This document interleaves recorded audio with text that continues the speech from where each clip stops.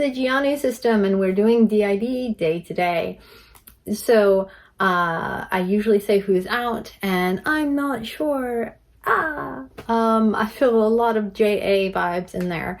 A lot of JA vibes. And this story is actually kind of a JA vibe story, so that makes sense. We did some trauma processing like 2 weeks ago. Actually, no, more like 3 weeks ago.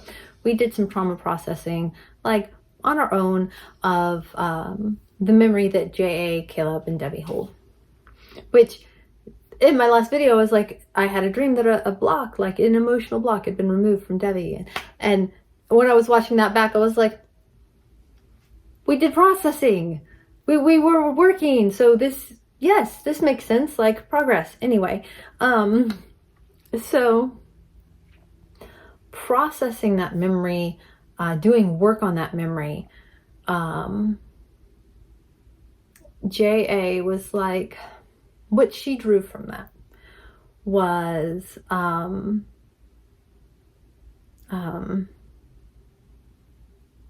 think she's going to come all the way to the front.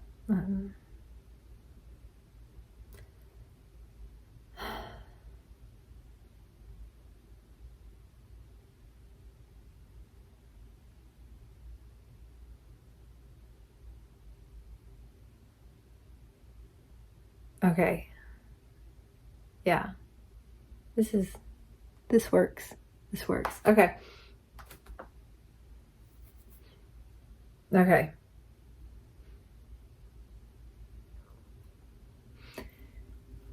So,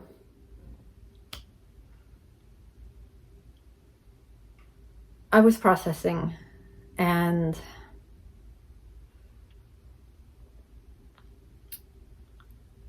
realized that we were letting a man dictate how we felt about our body because of this trauma memory, which, you know, trauma dictates how you see the world, period. But I was done. A man is not going to tell me how I feel about my own body. Done with it. So it was really powerful, the trauma processing. And at first we didn't see any like direct changes. Like, we did some trauma work, ta-da. But then the next week, we noticed that we weren't, like, all of us, like, even if I was processing and Caleb was processing and Debbie, like, all of us were fine being out. We were just comfortable in our own skin. And so then there's a secondhand store around here that does like this twice a year half off sale, and we always go. And Jenna is always very aware of, oh, does this show cleavage, or how high does this come if I sit, and always very aware of the amount of skin her clothing is showing. And now E went shopping. She was the one who went to the secondhand store, but because of the level of Jenna's anxiety, she will like be very mindful of that when picking clothes. We were fine. We bought, here, let me show you this, and look at the pockets, and it's woven. Anyway, we got all kinds of really cute clothes that are bright. E was like, finally primary colors. Finally primary colors. Orange, red, yellow, blue. Like, prime. So, and we bought whatever we felt good in, because we actually could feel good in clothes, and we're not wearing clothes for what people would look at us or not look at us for, and not even like what they're thinking when they look at us, just because they're looking at us and they're seeing our form. Like, that was it. Like, I mean, heaven forbid, we do actually have a body. We are a woman. We have hips and breasts. That comes with the XY territory in general. Heaven forbid that we, like, people don't know that we have XY chromosomes. Oh, XY, that's XX.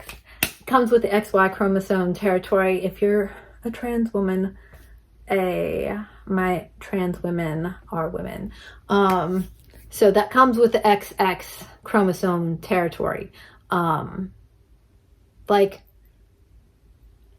done deciding how we feel about our body because of men, and trauma. But that's not, like, you can say that. I could say that, but that doesn't actually change how you feel about it. Doing the work is what helped that to shift for us. Anyway, so we bought a bunch of stuff. We've been wearing it out and, like, being just fine in it. So that yellow dress from our previous video is the brightest thing we've ever worn as an adult. And we were out. We had a date with a husband later, which was cute. We were wearing bright blue shoes to go with the yellow dress. Went to the pet store, had to get some kitty food. And because we're wearing something that is eye-catching, men look at us. Normally, we look down and away. Except that's not even been a conscious thing. What was conscious was a man looked at us and we normally look down and away. Fuck that. And so I made eye contact with him as I'm walking into the store to do my own business until he looked down and away. And I cannot tell you how powerful that felt and how good that felt. And not to say this would be something I would do if I were in some kind of, like, if I were in a place that there was alcohol and I was alone, like a bar or a club or whatever. I'm not going to go there anyway. I do have trauma, but that's not the kind of maneuver I would pull there. But to be in a public place, to have some man look at me and be like, oh, I see you. And I'm just going to hold that look because I am fine in my own skin. So I did it the rest of the time we were out. Every single man that looked at us, I looked at them. I didn't look away is what I didn't do. I kept my eyes where they were. And when they looked at me, I looked them back. And it felt so good. It felt so good to know that that is something we can do. That we don't have to avert our eyes when someone makes eye contact with us. Oh, and by the way, I made eye contact with the women as well, but this is what the women did. The women either would do what we had always done, which is the look down and away, or they would look at me and do the head nod, and then we would both look away like, yes, I see you there. The men did not do this. They make a different kind of eye contact. And I was like, yes, I am bright and colorful, and if you want to look at me, you have to pay. This isn't free to look at. I'm going to acknowledge that you are looking at me back.